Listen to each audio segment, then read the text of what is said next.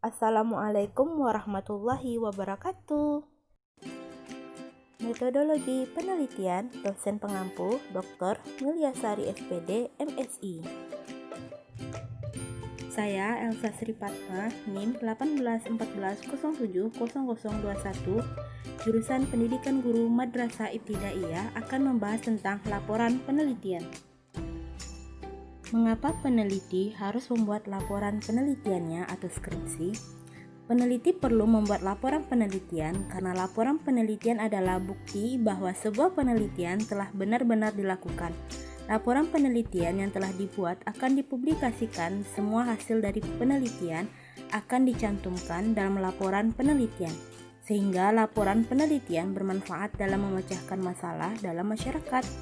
Yang kedua, untuk mengetahui sistem kerja objek yang diteliti, menjadi sumber informasi ilmiah untuk menambah wawasan. Yang keempat, untuk mengidentifikasi suatu masalah atau fakta secara sistematik, dapat menjadi rujukan untuk menyelesaikan masalah dalam masyarakat. Menjadi bahan untuk melakukan penelitian selanjutnya, dapat menjadi dasar penentu kebijakan. Aturan penulisan karya ilmiah. Yang pertama, cover depan atau sampul depan. Yang kedua, judul. Yang ketiga, daftar isi. Yang keempat, bab 1 pendahuluan. Dalam bagian pendahuluan, karya tulis ilmiah memaparkan terkait penelitian yang akan dilakukan, seperti latar belakang, alasan memilih topik, uraian singkat terkait masalah yang diambil, pembahasan terkait ruang lingkup, dan solusi yang diberikan.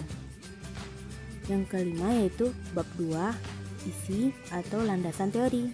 Sementara pada bagian bab 2 adalah penulisan landasan teori dan tinjauan pustaka.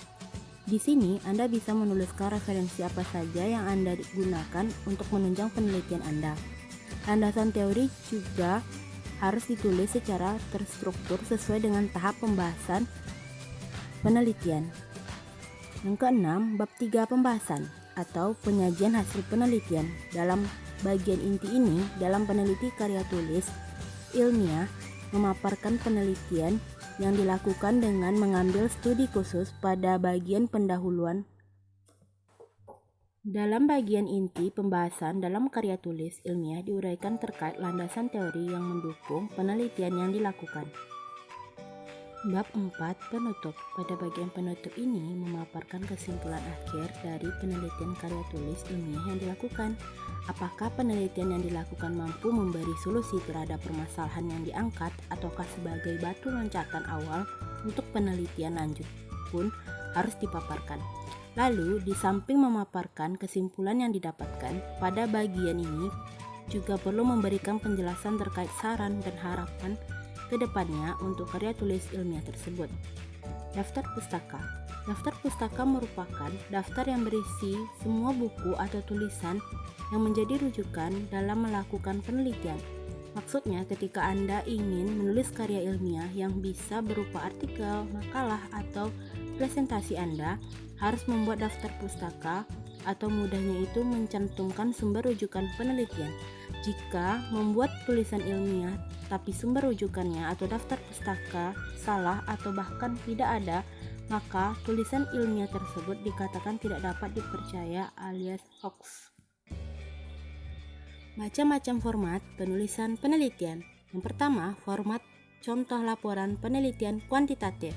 Bab 1 pendahuluan terdiri dari latar belakang masalah, rumusan masalah, tujuan penelitian, hipotesis penelitian jika ada, kegunaan penelitian, ruang lingkup dan keterbatasan penelitian, definisi istilah atau definisi operasional. Bab 2, kerangka teoritis atau landasan teori, tinjauan pustaka.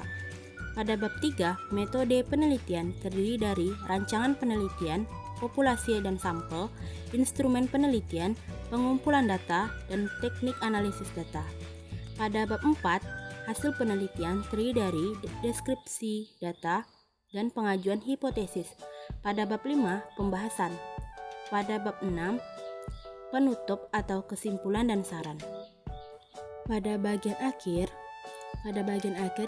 ini termuat daftar rujukan atau daftar pustaka dan lampiran. 2. Format contoh laporan penelitian kualitatif.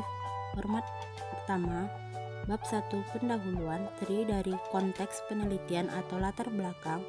Kedua, fokus penelitian atau rumusan masalah, tujuan penelitian, landasan teori, kegunaan penelitian. Pada bab 2, metode penelitian terdiri dari pendekatan dan jenis penelitian, kehadiran peneliti, lokasi penelitian, sumber data, proses pengumpulan data, teknik analisis data, pengecekan keabsahan data, tahap-tahap penelitian. Bab 3, paparan data dan temuan penelitian. Bab 4, pembahasan. Bab 5, penutup. Format 2, bab 1, pendahuluan terdiri dari konteks penelitian atau latar belakang. Yang kedua, fokus penelitian atau rumusan masalah. Yang ketiga, tujuan penelitian. Yang keempat, kegunaan penelitian. Bab 2, kajian pustaka. Bab 3, metode penelitian. Bab 4, paparan data dan temuan penelitian. Bab 5, pembahasan. Bab 6, penutup. Contoh skripsi penelitian eksperimen, efektivitas penggunaan media animasi terhadap hasil belajar siswa kelas 5 pada pembelajaran IPA, materi pokok besar sederhana, DMI Miftahul Huda Pakis Aji Jepara oleh Nurul Jannah, Universitas Islam Negeri Wali Songo, menggunakan format kuantitatif. Bagian utama dari contoh laporan atau skripsi yang saya ambil, bab 1 pendahuluan terdiri dari latar belakang, rumusan masalah, tujuan dan manfaat penelitian. Pada bab 2, landasan teori, terdiri dari deskripsi teori, pengertian media pembelajaran, peran media pembelajaran, dasar pertimbangan dan kriteria pemilihan media pembelajaran, pengertian media animasi, hasil belajar, materi pesat sederhana. Kajian pustaka relevan, rumusan hipotesis. Pada bab 3, metode penelitian terdiri dari desain penelitian, tempat dan waktu penelitian, populasi dan sampel penelitian, variabel dan indikator penelitian, teknik pengumpulan data, teknik analisis data.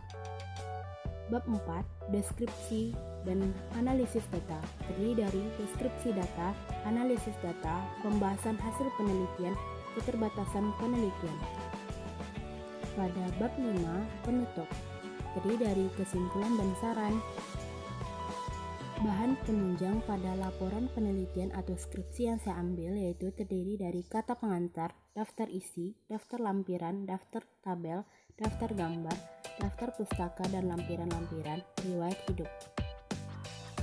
Terima kasih, semoga bermanfaat. Assalamualaikum warahmatullahi wabarakatuh.